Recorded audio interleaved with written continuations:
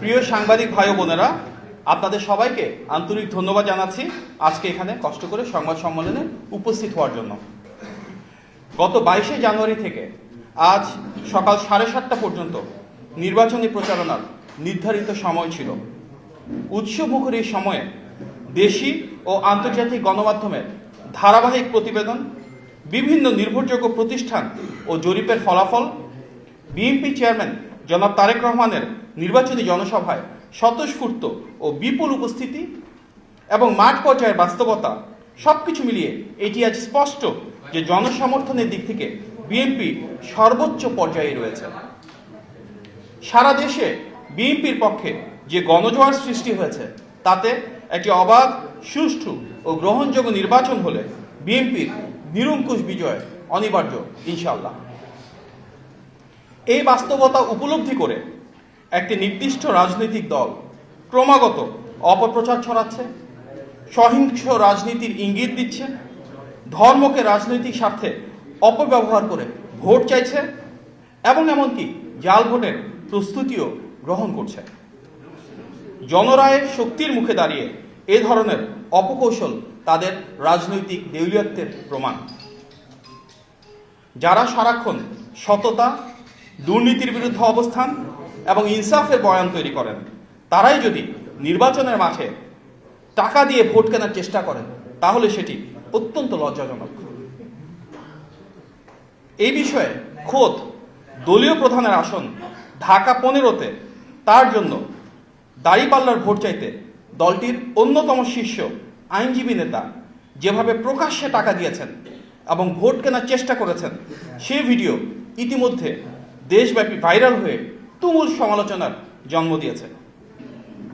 দুর্নীতির বিরুদ্ধে তথাকথিত অবস্থানকে পুঁজি করে যে দলটি নির্বাচনী প্রচারণা চালাচ্ছে, তারা সেই প্রচারণাতেই সাধারণ মানুষকে, এমনকি শিশুদেরও অর্থ দিয়ে প্রলুব্ধ করছেন, যা নির্বাচনী আচরণবিধির চরম লঙ্ঘন।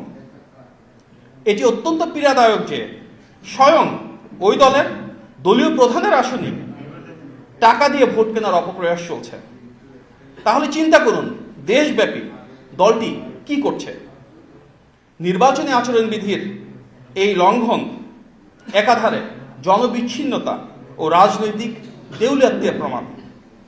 যে দলটি প্রতিনিয়ত দুর্নীতির বিরুদ্ধে কথা বলে, তারাই যদি ভোটের মাঠে দুর্নীতির মাধ্যমে টাকা ছড়িয়ে দলীয় প্রধানের আসন সহ দেশব্যাপী এভাবেই জনগণের ভোট কিনতে চায়, তাহলে এর চেয়ে বড় দ্বিচারিতা ও নৈতিকতার লঙ্ঘন আর কি হতে পারে।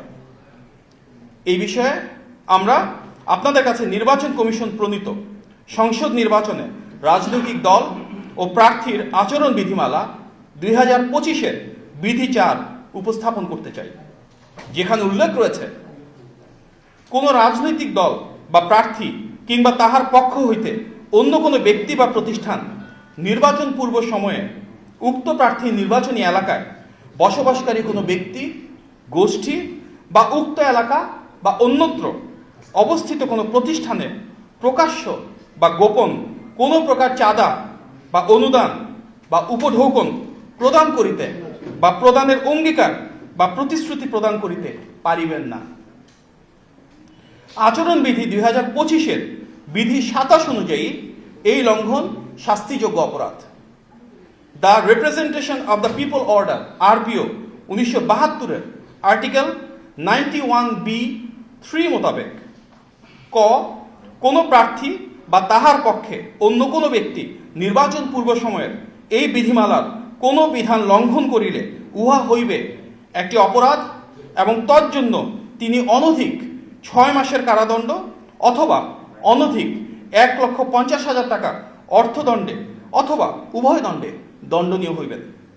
খ কোনো নিবন্ধিত রাজনৈতিক দল নির্বাচন পূর্ব সময়ে এই বিধিমালার কোনো বিধান লঙ্ঘন করিলে উহা হইবে একটি অপরাধ এবং তজ্জন্য উক্ত রাজনৈতিক দল অনধিক 1 লক্ষ টাকা অর্থদণ্ডে দণ্ডিত হইবেন।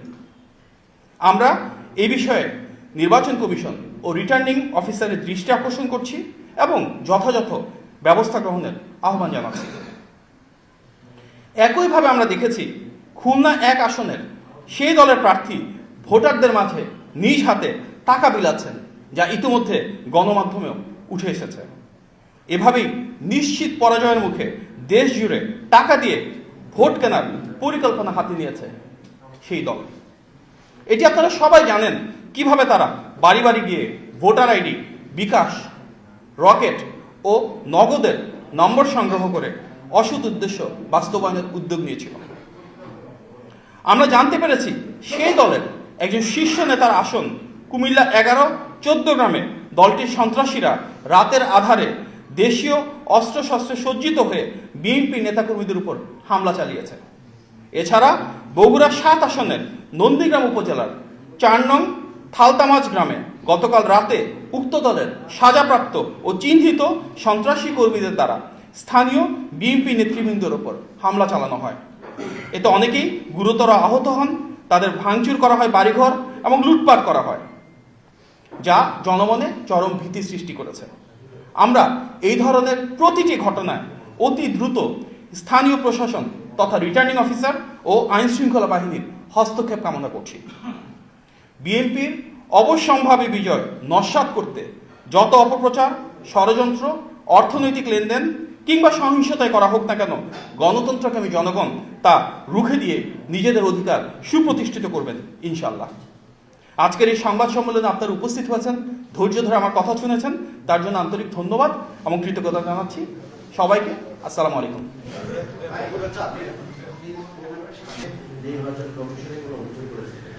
এটা তো গতকাল রাত্রেবেলা আমরা দেখেছি, আজকে দিন রয়েছে। অবশ্যই এখানে অ্যাজ পার ল আমাদের নির্বাচন কমিশনের কাছে গিয়ে অভিযোগ জানানোর পরিকল্পনা রয়েছে।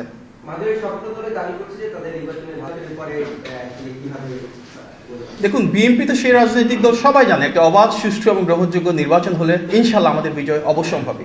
যার কারণেই দেখবেন কারচুপির ক্ষেত্রে আমরা যে কথাগুলো শুনছি, বিভিন্ন ধরনের অপপ্রচার বা বিভিন্ন ধরনের ইলেকশন ইঞ্জিনিয়ারিং উদ্যোগ যারা নিচ্ছে, কখনোই এটা বিএনপি নাম আসেনি। আমাদের যারা রাজনৈতিক প্রতিপক্ষ রয়েছে ওনারা হয়তো পরাজয়টাকে এড়ানোর জন্য এ ধরনের অনেক ধরনের উদ্যোগ নিচ্ছেন। আমরা চাই নির্বাচনে জনগণের অধিকার প্রতিষ্ঠিত হোক এবং ভোটের অধিকারের মাধ্যমে ইনশাল্লাহ সেই নির্বাচনে বিএনপি রাষ্ট্র পরিচালনা আসবে, সেটি স্বাভাবিক। বিষয়ে অবগত নেই, আমি দেখিনি। তবে আমরা অন্তর্বর্তী সরকার, নির্বাচন কমিশন এবং আইন শৃঙ্খলা বাহিনীর প্রত্যেকের উপর আস্থা রাখতে চাই, জনগণের মতন করি যে আমরা সবাই মিলে প্রতিটি রাজনৈতিক দল যদি দায়িত্বশীল আচরণ করে তাহলে ইনশাল্লাহ নির্বাচনে সহিংসতা পেরিয়ে শান্তিপূর্ণভাবে আমরা জনগণের ভোটের অধিকার প্রতিষ্ঠা করতে পারবো। গণ অভ্যুত্থানে কিন্তু অন্যতম আকাঙ্ক্ষা ছিল সেটি। সবাই মিলে আমাদেরকে শান্তিপূর্ণ পরিবেশ নিশ্চিত করতে হবে।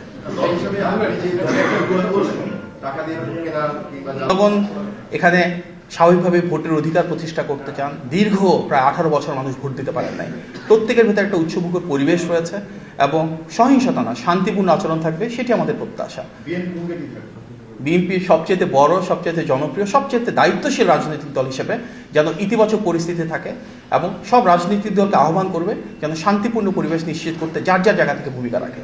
কারণ একটি গণতান্ত্রিক রাষ্ট্র ব্যবস্থায় যারা রাষ্ট্র ক্ষমতায় থাকবে এবং যারা বিরোধী দলে থাকবে প্রত্যেকেরই কিন্তু অনেক বড় গুরুত্বপূর্ণ ভূমিকা থাকে।